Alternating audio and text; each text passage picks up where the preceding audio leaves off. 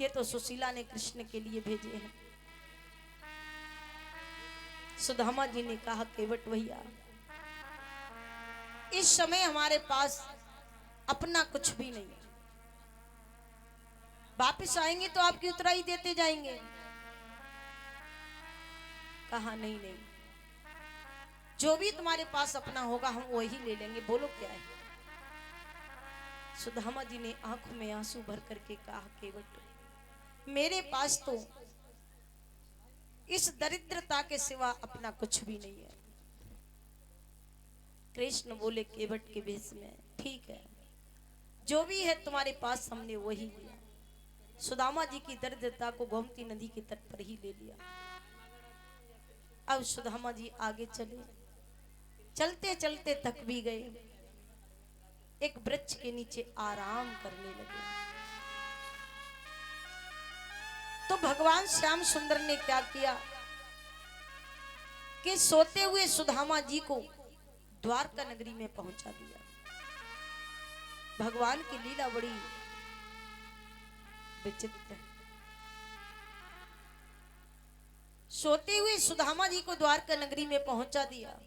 अब जैसे ही सुदामा जी जागे, चारों तरफ से घंटों की ध्वनि आने लगी, जय श्री कृष्ण की ध्वनि आने लगी चारों तरफ से, जय श्री कृष्ण जय श्री कृष्ण। सुदामा जी ने नजर उठा करके देखा, अरे मैं बड़ी जल्दी द्वारका आ गया। देखने में तो द्वारका ही लगती है, लेकिन पता नहीं मैं कहीं सपना तो नहीं देख रहा। मैं इतनी जल्दी द्वारका कैसे आ सकता हूं। सुदामा जी आगे बढ़े, द्वारपालों को देखा। सुदामा जी ने कहा, अरे द्वारपालों, अरे द्वारपालों, ये कौन सी नगरी है।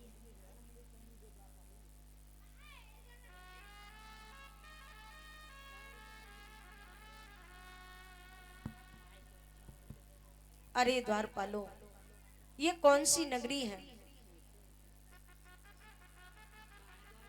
जिसमें द्वारकाधीश श्री कृष्ण रहते हैं, क्या ये वही नगरी है। द्वारपालों ने कहा, हाँ हाँ ये वही नगरी है, इसी में द्वारकाधीश श्री कृष्ण रहते हैं।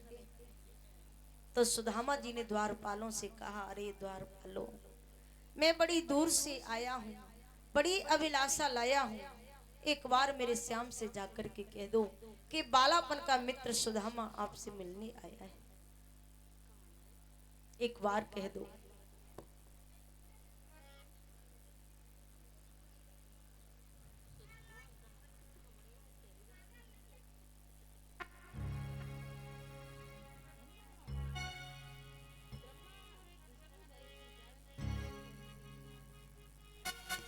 साहूकार भाई,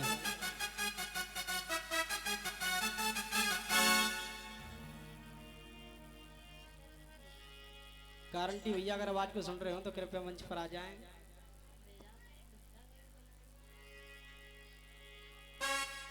आज सुदामा जी रोकर के कहने लगे, और क्या कहते हैं द्वारपालों से,